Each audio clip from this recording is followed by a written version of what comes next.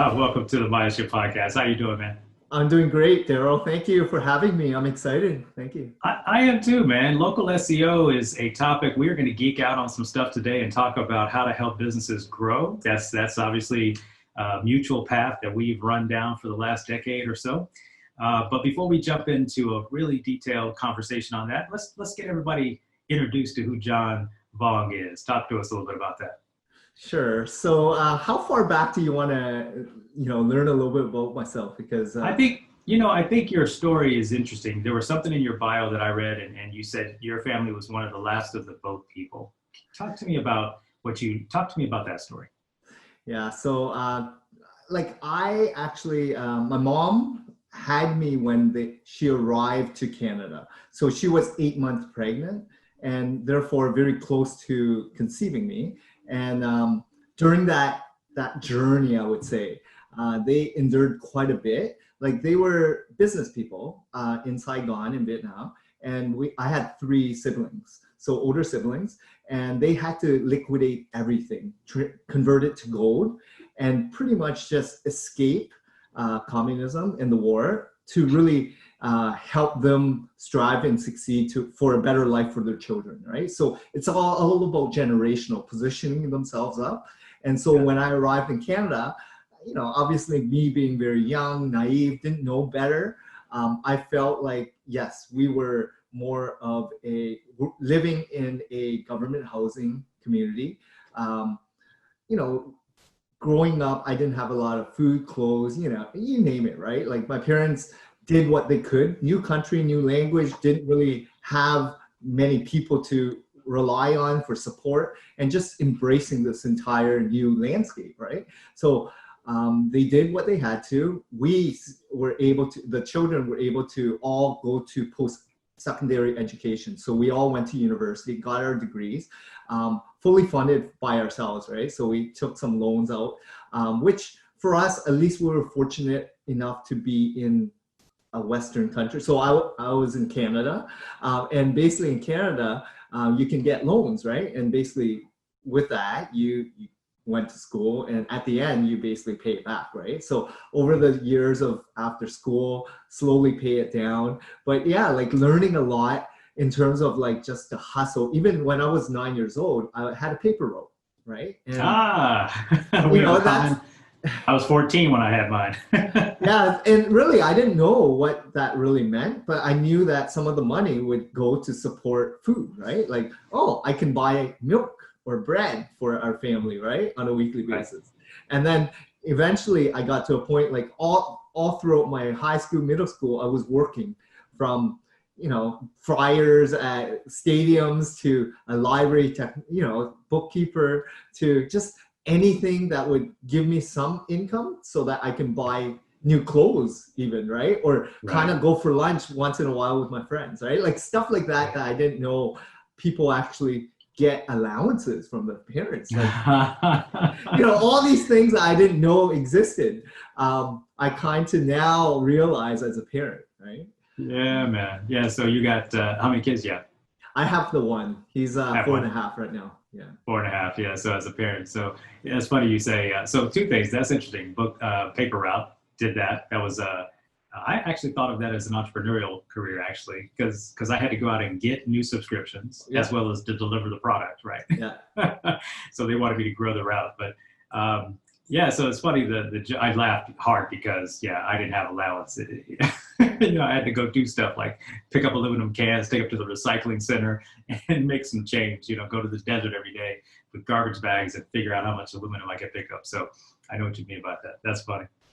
And it was more for a need for us, right? It wasn't more about like an entrepreneurial journey. For me, it was like I need to help. Right? Yeah. Support my family or whatever it is. And therefore, for us, everything was really about staying together, close-knit as a family, right? Because we didn't have anyone else to support each other, right? We had to do things together. Like throughout that journey and even throughout growing, like my first career job was in sales and advertising sales. Although I went to school in business finance, you get any job you can when you finish school, right? To start paying down your loan. So that's where I started learning about advertising sales and learned a lot about relationship building and just the communication aspects, and really like learning to get out there more as opposed to being very sheltered, right? So living in basically I grew up an hour away from Toronto. And Toronto is, as you know, a bigger city like New York. And therefore moving to Toronto gave me an abundance of opportunity. So that's where I started my sales career. So why, interesting, I didn't even know this, but we both have backgrounds in finance. We both ended up going in sales right out of college. And so why not finance? What deterred you from the finance track? So I did a couple co-op terms. So throughout university, summer times, I would look for jobs, and a couple accounting and finance jobs were really desk jobs, right? Sitting in front of a computer, going through all the accounts payable, accounts receivable, just bookkeeping, reconciling statements, and then auditing. Like all the numbers is fine, but I hated just being sitting there in front of a computer all day long, going crazy. I'm laughing because, man, you and I, man, we like brothers from another country, man. I swear to God. I'm sitting there like, so accounting was my worst class in finance. I don't know what it was. I just struggled with the idea. I don't know what it was. I'm a math guy. Math all day was my favorite subject. But man, I got into accounting. I thought it was like, what on earth? I'm sure it has to be done. I'm sure it has to be done, but not by me. Exactly. Anyway, that's just very interesting. Very interesting. So sales and marketing advertising became obviously a big part of your current story. So take us through the journey through the marketing and advertising space that you entered. Yeah, so I was doing sales and marketing for a couple of smaller companies, first couple of years when I finished school. And then I joined an affiliate online marketing company where I learned about the digital space, from CPM, CPA, contextual ads to banner ads, paid ads, you name it, dealing with a lot of Fortune 500 companies on just acquiring new customers, right? So understanding the affiliate world and game. I didn't really enjoy that too, because a lot of desk work, but I still enjoyed communicating with people. The challenge was I was dealing with a lot of like top, senior management, CEOs, CTOs, just higher directors. And I didn't really I didn't connect with them as much as I connected with business owners. So I gravitated towards the local landscape, and that's where I found a really good match in terms of my journey, where I worked at Yellow Pages. So I was there for over 5 years, and I learned a ton about myself and what I really enjoy doing, and my passion really, which was helping small business owners get the best ROI for the business. But really, we had stuff in common, right? Like where I had a story to tell and they enjoyed that story, but I also wanted to help them grow their business, right? And right. The product itself sold because of the brand, like everyone knew about the Yellow Pages. The challenge was a lot of people weren't getting the same ROI, right? Everyone was moving towards digital. Everyone was consuming more content on Google and searching there. So that's where I knew from conversations with all my clients that they wanted to reduce their spend, but find a different avenue to generate way more leads. And that's how I turned to starting my own company, from knowing that there's a demand and a need component, and really understanding that I'm a salesperson. I love building relationships with customers, but I needed now to understand how SEO worked to really help them achieve better success, right?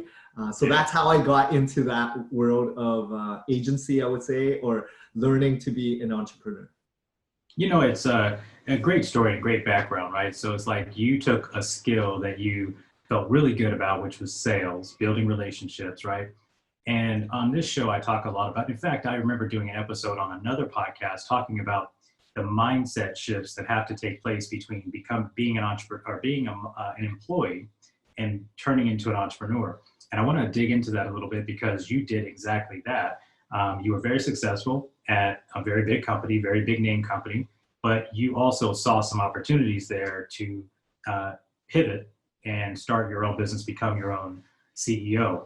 And tell us about the journey from that point of inspiration of saying, hey, I think I could start my own business, to then having to get into this complex world of SEO. Because a lot of business owners, they think it's easy, right? They just say, let me rank on the first page of this and that. And I just want to generate a bunch of business. Let me get on the first page of Google. You and I both know that's easier said than done. But tell us a little bit about that journey, because I'm sure it wasn't just roses and an easy street to get there. So I'll just take a little step back because just to a little bit about myself, I always wanted to achieve success, right? I've always pushed myself to be the best that I can. So when even the sales journey career at previous companies, I always wanted to be a top salesperson. So therefore, I always listened to the Brian Tracy, Ziglars, the any inspirational people out there in terms of sales, right? And yeah. I would go to these conferences, listen in the audio tape, because there was no YouTube, there was no podcast at that time. But I wanted to learn. So reading books, learning, and then always gravitating towards the best salespeople in that sales environment to replicate what they've been doing, right? And be like them. So I got to the point where at Yellow Pages, being there, I knew who the top salespeople were. And I kind of just learned by being friends with them and asking if I can job shadow. Can I listen in on some of your calls, go on some of your calls? How do you build relationships so quickly, in which that's the biggest thing, right? How do you connect with a business owner so that they don't even care so much about the product, but they trust you? So it's to a point where they know that you're going to do the best work you can and, you know, create as much value and push as hard as you can, but because you already built that relationship, right? So learning that and then becoming more of a President's Gold Circle and learning from the top, that's how I kind of pivoted to now I know what salespeople do, sales managers, directors, VPs, what their roles in a larger organization and what they did, like weekly sales calls, weekly meetings, right? How did they regroup? What was their agenda looking like, right? And I was always in the back end learning, like on a subliminal side, like not really letting people know, but Absolutely. I always kind of wanted to be like, okay, if I ever wanted to be starting my own company, I need channels, I need operational skills. And like just learning about that whole system, what Yellow Pages did really well was they had a huge brand, they had great relationships with customers, their staff worked tremendously hard to retain those customers on a yearly basis, right? So retention, residual income, right? A monthly recurring business model. Right. And then that multiple touch point and providing value with a product, right? All that really, you know, resonated with me trying to build a system in a company that would be very similar to what was existing at Yellow Pages. You know, you just gave a lesson, a detailed lesson on modeling. Like you mentioned names like Zig Ziglar, Brian Tracy. Man, you and I have had tracks that are more synergistic than I even thought about. Like I knew we had an S. So listen, I grew up same time. I Brian Tracy, Zig Ziglar. In fact, if I still have cassette tapes somewhere, they're probably dusty somewhere because there's nowhere to play them now.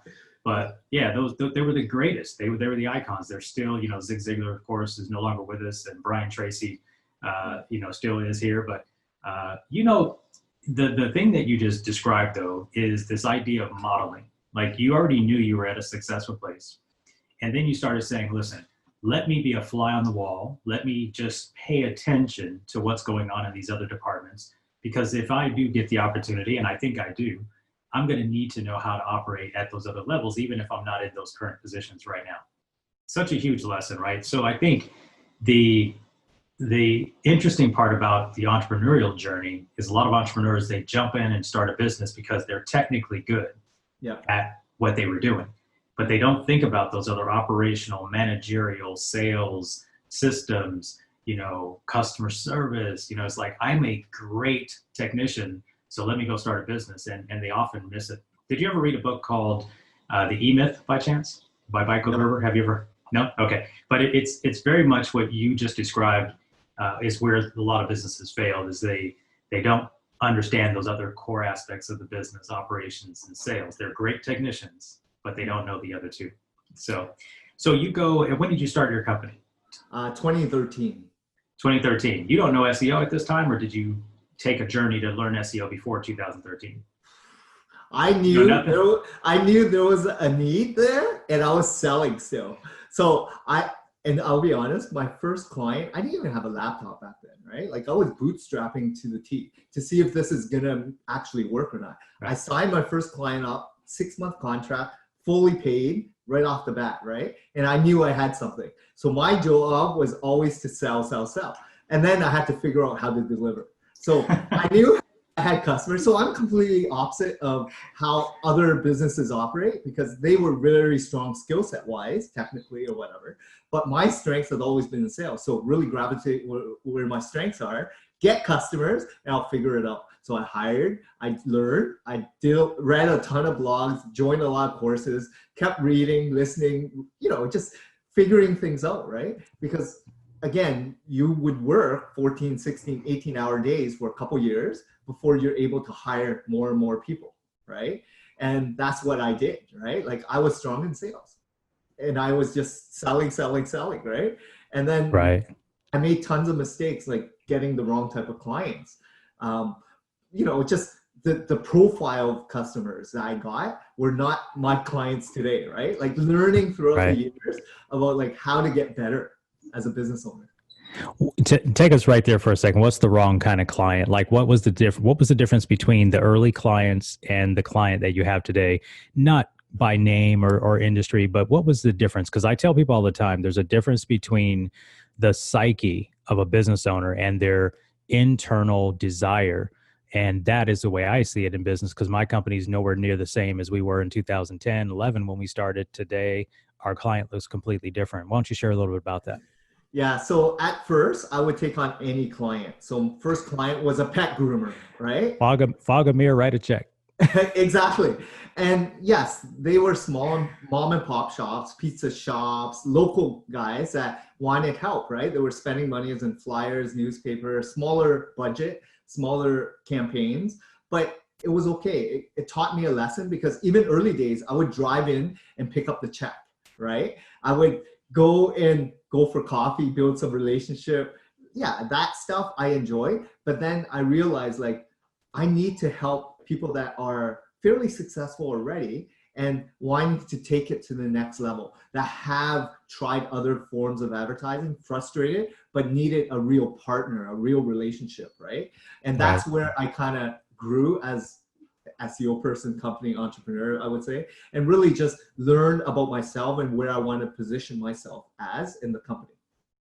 Biggest mistake you made in your SEO journey early on? Because I'm sure you've got a great team today. I think you've got 25 or so people on your team. Yes, that's right. Yeah, so you probably got things running really well today. It doesn't mean you're probably immune to a mistake or two, but take us back to give us one or two really big failures that just could have knocked you out of the game. I think obviously hiring the right people, because I didn't know what I know today, right? So I relied on a lot of people that I didn't know their skill set, and I didn't have a real good relationship with them in the onset, right? But today, of course, it's like every client that I have, I build a very strong relationship, right? Where I'm very transparent, but they are very much on their own, right? Like I don't micromanage, but I basically am able to give up control now. And early days, I was very about a micro controller, right? As a business owner, you want to touch every aspect because it's your baby. Yeah, right? And your money's on the line. Money, your name's on the brand, a lot of risk, right? Huge risk. So giving up control, holding them more accountable, and letting them make mistakes and learn, right? And that's what I've learned over the years. Like once you are in a good state and you're comfortable with, yes, let them make mistakes. That's the only way to learn, right? And fix their mistakes. Don't fix it. Let them figure it out. That's the other thing. Coach them through it. Mentor them. Exactly. That's another huge lesson for entrepreneurs listening to this show, leadership right now. I mean, the idea of micromanaging is going to end up allowing you to stay frustrated and stressed out, and your anxiety level will stay high. The reality is mistakes are allowed, but they're not allowed to be repeated over and over again. Leadership is not hiring people who don't make mistakes. It's hiring people who are willing to grow through their mistakes. Exactly. So great example, man. I mean, it's so it maybe even sounds cliche, but it's one thing to hold people back. You know, I think great leaders and great entrepreneurs, they empower people Yeah. to become the best that they can be. But along the way, there are ebbs and flows and mistakes that are going to happen. But just a great point, man. Tremendous growth journey. Um, let's take these people through a little bit of an idea of what it takes to be successful in SEO today, because I think that if nothing else, that will be a huge takeaway for them. Let's give them a little class on SEO, and I'm gonna let you lead. Where First of all, today let's talk about the dynamics of SEO really quick and Yeah. what's changed. Those business owners who've maybe been out there for 3, 5, 10 years. What's changed over the last 3 to 5 years in the SEO landscape? A lot. There's so many factors. Like Google's always changing their SERPs, right? And even owning the space is not the same, right? Like if you're doing paid ads or SEO in general, it's like even if you're top 1, 2, 3, it's all about conversion rate, right? Even if you own that, it's all about what is really happening after they click on your site. So as much as you're ranking, you need to also convert within your site, right? What's the call to action? What really drives them to really pick up that phone and fill out that form, right? But end of the day, yes, ranking is key.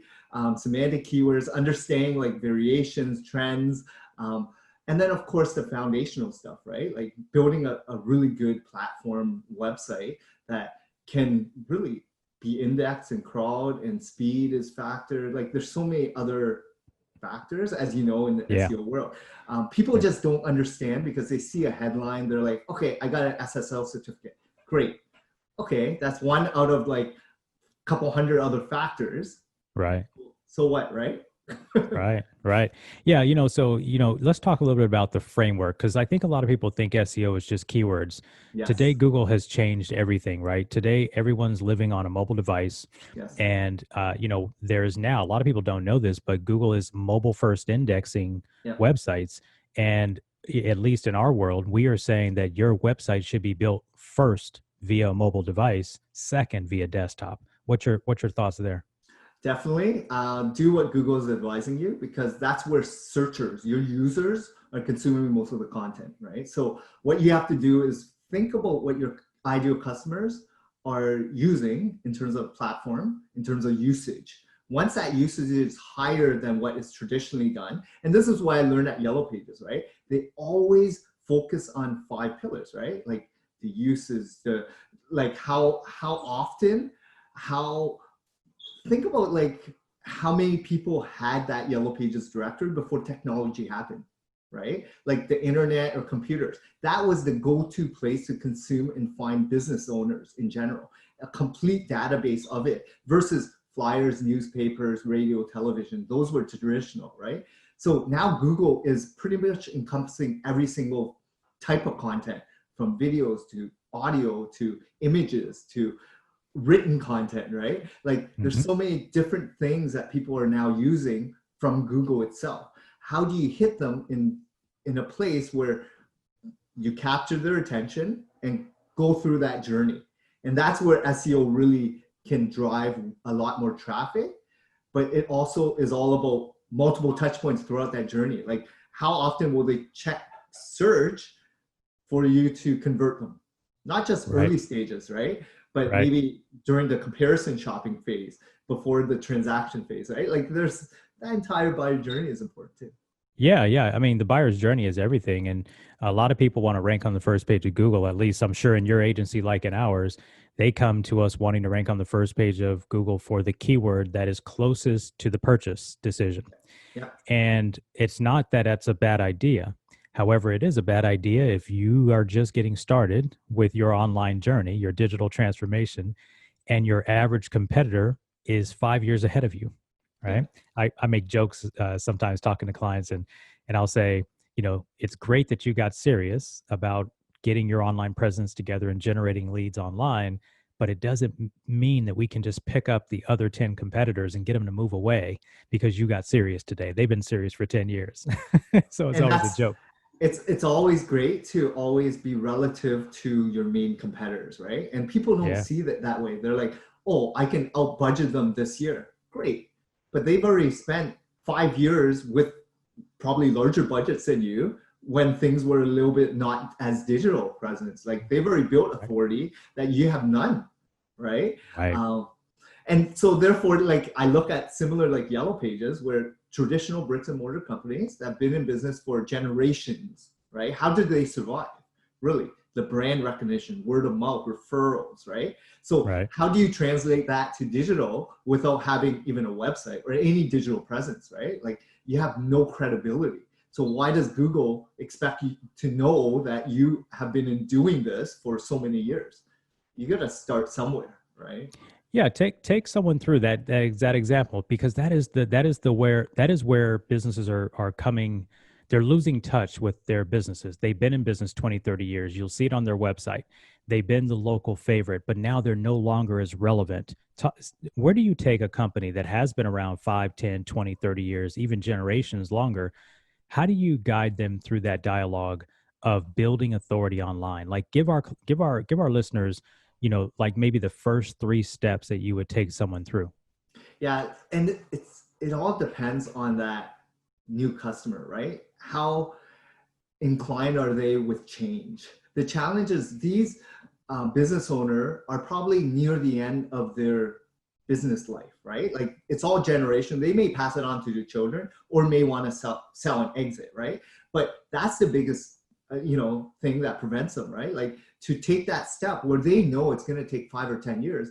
Do they have 5 or 10 years to continue doing what they're doing? Or do they want to sell it now? But then you always want to let them know the value of that business would be exponentially a lot more if you have a digital footprint and some lead gen that's already tied in with your existing client base, right? So letting people know, like transitioning wise is not as easy as they think it is, right? So letting them know, like, it is a journey. It's going to take some time, but if you are serious and you want to do this for the next 5, 10, 20 years, this is the best thing for your business. Because if you believe Google is going to be around and be the biggest player for your type of trade niche or lead gen source, then of course, focus on it and budget yourself for it, right? And really understand, like, where do they see themselves? I think the big thing is like expectations and keeping their mindset in place and being in alignment, right? Because everyone wants to pay nothing and get everything, right? Say it again. And Say it again. Say it again. They want to pay nothing and get the most bang for the buck. And they also expect you, well, I just got an email guaranteeing me this, right? And I know my friend who's been using this guy and he got me there, and I'm like, okay, go use him. Like, why are you reaching out to me, right? Like, all these things are like, I said, well, until you're serious and you want to be, taking your business seriously, that's where I step in. Yeah. What you're talking about, I can't help but laugh. I knew we were going to get into this. And the reality of what you're saying is number one, do you believe Google's going to be around and be a valid source of leads for your business? Number two, it's great that you've been offline successful. It's great that you've been around 20, 30 years. Fantastic. But are you planning on being successful the next 5, 10, 15, 20 years? And number three, what I think you're saying is it is time to make an investment. This is not a magic trick, right? And what it means is a farmer who wants, a crop in the fall has to plant in the spring. And they have to then do the process of harvesting and watering, and they have to go through the process. It's foolish to put seed in the ground today and expect it to yield a bountiful harvest tomorrow. But unfortunately, why do you think that is, John? You've been doing this now 6, 7 years, 7 years, 8 years. Why is it you think that business owners think that this is an overnight success game? they may see headlines, they may get emails, and they get a lot of phone calls as well, right? Like they're solicited and they don't know who to trust, and they hear things. Even existing clients, sometimes early days, they would send me, "Oh, are you doing this?" Of course, I'm doing everything that some spammer sent you, right? Uh, Right. like all these things, it's like, okay, are you in it with me, or do you doubt what I'm doing? Like, if Right. you doubt me, then go find someone that you don't doubt, because I'm in it for the game, and I'm here to really want to help you grow your business, or else I Right. wouldn't even want to work with you, right? For the amount of money you're spending, you can spend it any other avenue, any other person, right? Not Right. just an SEO. You can do ads, you can do trade Yeah. shows, you can do any form of advertising and see what the ROI is. Hire Right. salespeople and see what kind of leads you can generate. Right. John, talk to me a little bit about, talk to our guests a little bit about the some of the big success stories you've had. Because listen, SEO done right, it becomes almost like putting your business growth on autopilot, right? Yes. And to go from this idea of, hey, let's make an investment and be patient, but what is the real reality? I've got plenty on my side, but this is your show, this is your seat, this is your business, your agency. Talk to us a little bit about some of the real important and impactful case studies. Give us a couple of real big wins, or just maybe even give us some common wins that happen once someone is diligent about this process and getting it done right with the right partner. So again, because I worked in Yellow Pages and I've worked with thousands of local business owners, right? They tell me how it was back 20 years ago or 30 years, where leads would automatically happen when you put an ad in the Yellow Pages.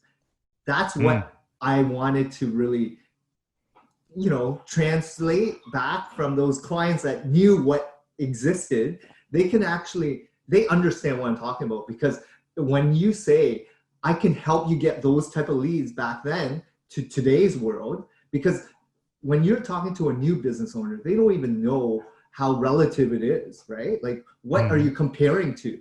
Like, because they're just new, they don't know better, right? But someone that's more senior, that's been doing it for 20 years, now they understand, like, I should have jumped on the bandwagon 5, 10, 20 years ago when things were just starting off, right? The challenge was the trust, right? They don't know what brand to go with, which person to go with, and why do you think they're gonna get that same results, right? Mhm. Because there's a lot of unknowns for business owners. The challenge is there's so much clutter out there. There's so many different platforms and mediums today, like social media. Right. There's hundreds of different social media platforms. There's audio, video, stuff that didn't exist back then, right? Right. So Right. so now it's like consuming content. How do you get the same type of usage and distribution to as many people consuming your content, and hopefully getting the same amount of conversion rate, right? So a couple wins. I'll get back to your question. So yes, I've saved a ton of money for a lot of my clients. I would say 89% of the clients reduced their spend in advertising, got double, triple the amount of value because of lead source. And what I'm really more concerned about is the quality of leads. Because when you do a proper SEO campaign, when you've been doing trade shows, salespeople in traditional ads, even social media ads, right? When you get into a real SEO campaign or with a real SEO agency, the ideal customer that you kind of created your entire campaign for, right? Like create a profile, persona, you name it, who you want. Those are the type of people you're going to get more of, because they're the lifetime value customer is way bigger. The return, the value of that customer is so much greater, and they refer way more customers to you, right? Right. That's what I know will drive a really good campaign, when you hit all the key metrics that they are looking for, which is, I know who I want. I'm there to help you get more of those type of clients.